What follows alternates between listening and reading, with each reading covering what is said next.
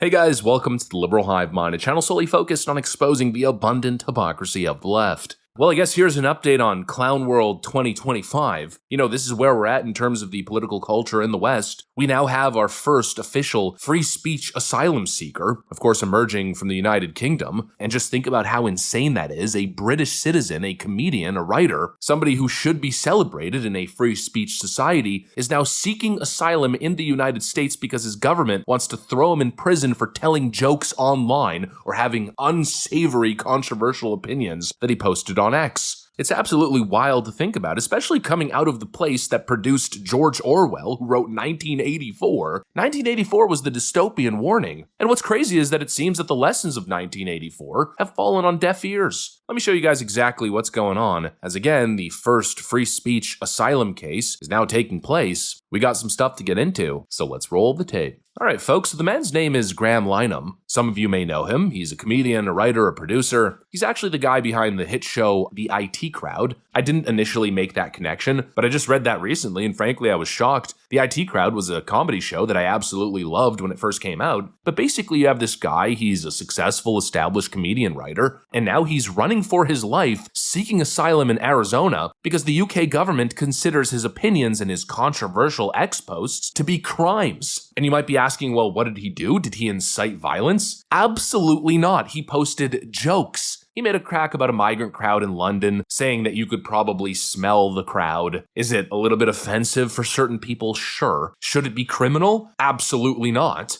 He also made a couple posts about trans issues, stating that they shouldn't be in women's bathrooms or playing in female sports. You know, some pretty benign opinions, a couple edgy jokes, some edgy commentary, stuff that you expect out of comedians, by the way. You know, in a free society, this is the type of stuff that you would read. It's one man's opinion. It's one man engaging in his form of comedy. You might be offended by it, but if you have a head on your shoulders, if you're a stable, emotionally controlled adult, even if you disagree with it, you scoff at it and then move on with your life. But in the United Kingdom, no, if you post something like that, armed police literally show up at your door and arrest you. Armed police over spicy tweets. And again, we're not talking about violent threats here. We're not talking about incitement to violence or terrorism. We're talking about jokes and commentary. I mean, the current state of affairs on free speech in the UK is chilling. And what's so despicable is that as this is going on, just like we covered in the previous video, the government is insisting that nothing wrong is happening. Keir Starmer, the Prime Minister of the United Kingdom, is claiming that they have free speech and that Nigel Farage is some sort of unpatriotic freak for sounding the alarm bells or for running to the United States and testifying in front of Congress on the exact issue. But while Keir Starmer is claiming that Nigel Farage is unpatriotic... Well, Mr. Speaker, of course, the Honourable Member for Clacton is not here representing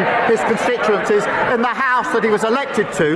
No, he's flown to America to badmouth and talk down our country. And worse than that, Mr. Speaker, if you can believe it, he's gone there to lobby the Americans to impose sanctions on this country which will harm working people. You cannot get more unpatriotic than that. It's a disgrace.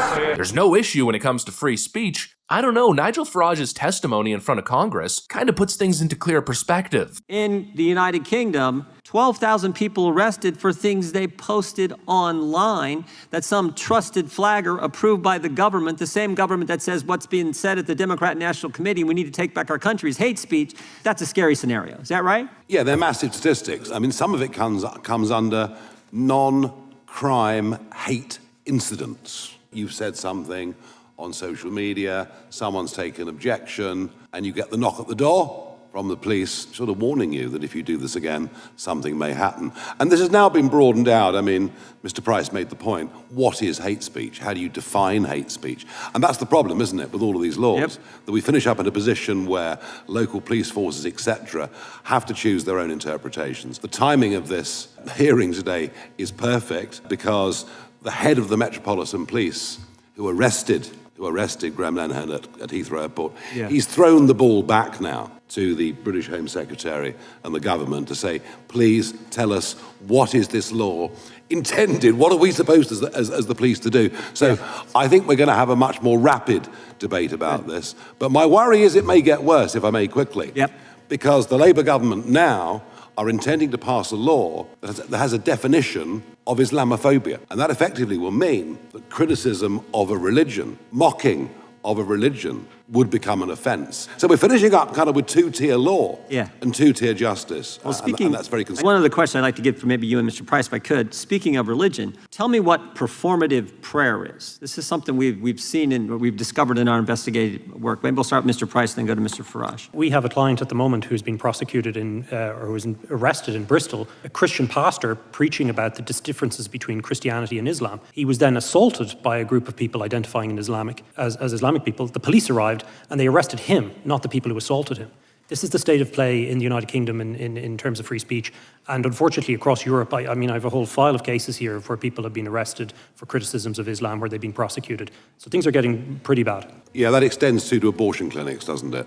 And the abortion debate in Britain and Europe is different to the abortion debate in America. It's in a different place. But we have seen people warned or arrested if they've been seen to be praying outside abortion clinics, even if they're doing it silently. Hence, it's performative in the sense they're doing that. And you know, I'm afraid you now have to be a certain distance away from one of these clinics.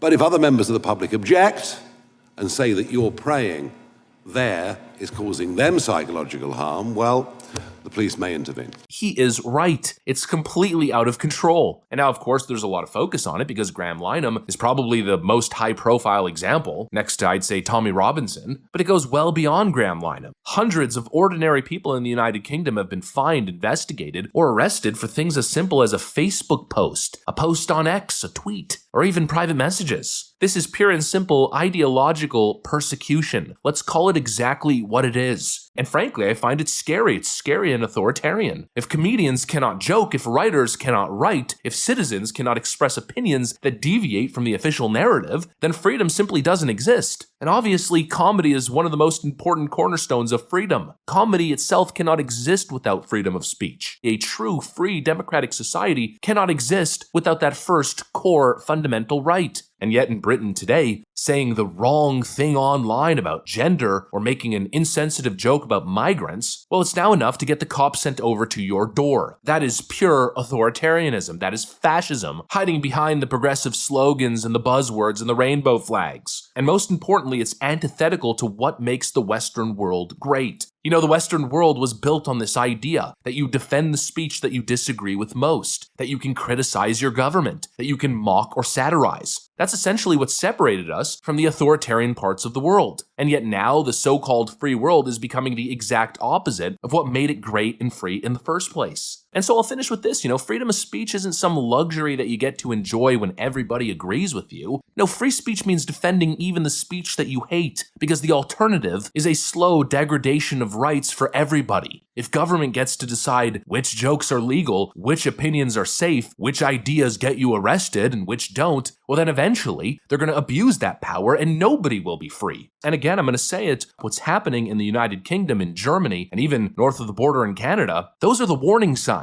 We cannot follow this globalist path, and frankly, every single person that gets persecuted by their government over an opinion, over a social media post, in my view, should be granted asylum. I hope Graham Linehan wins his case, and I hope that sets precedent for a whole lot more to come. And frankly, I think the Trump administration should start seriously considering doing something about this. We've seen some harsh rhetoric, especially from J.D. Vance, but it's time to start putting the pedal to the metal. I thought we're all part of the G7 and these other globalist entities. We're all supposed to share these fundamental beliefs and assertion of rights. Well, clearly some of these Western nations are failing in their most fundamental duty, and we should hold them accountable.